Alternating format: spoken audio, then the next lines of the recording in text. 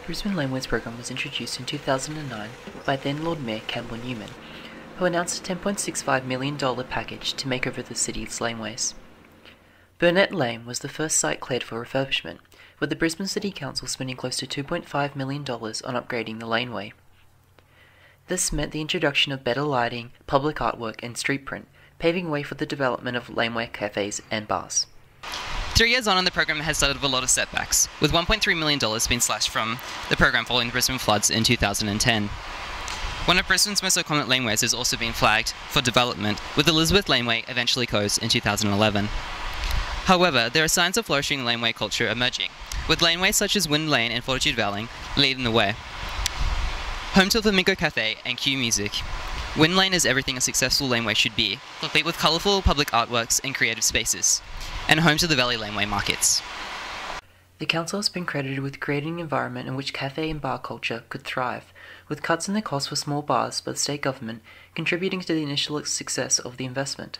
Critics, however, remain unconvinced, suggesting that Brisbane has a long way to go before it develops a flourishing laneway culture.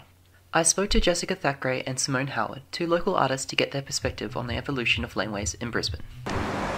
I'm here today with Simone Howard and Jessica Thackeray, two local artists from the Brisbane scene, just to talk about Brisbane laneways. Okay, first up, what do you guys know about the local government's laneway program? Nothing. Nothing whatsoever? Alright, Jess, have you heard of it before? Never heard of it. No? Well, considering this, would you guys say more funding is needed to rejuvenate Brisbane's laneways? Yeah, definitely. Particularly because no one knows about it, so actually promoting it would be a good idea. Yeah, Jess? Yeah, they definitely need to work on their promotions. I don't know much about it at all. Yeah, okay. Would you guys consider the laneway scheme to be important in relation to developing a sense of culture in Brisbane?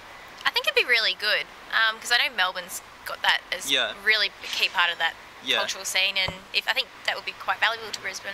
Yeah, would you go like to all the cafes and bars and stuff if they were introduced? Or? Yeah, definitely. It'd be something really different and cool to do. Yeah, a bit of culture and a bit of fun. Jess? Yeah, I think they definitely need to work on their art and everything. Like a bit of culture in the city would be nice. Actually have an atmosphere. And no more concrete jungles or something like that. Yeah. Finally, would you like to see the Brisbane government allocate more funds to culture and arts in Brisbane? Yeah, I think that'd be good, especially to foster that cultural sense. Yeah. Be really good. Yeah, well, they sort of seem to have kind of realised that they need to develop the laneways in some way, so I guess. Jess? Yeah, definitely. Funding definitely needs to be looked into it. Yeah, exactly.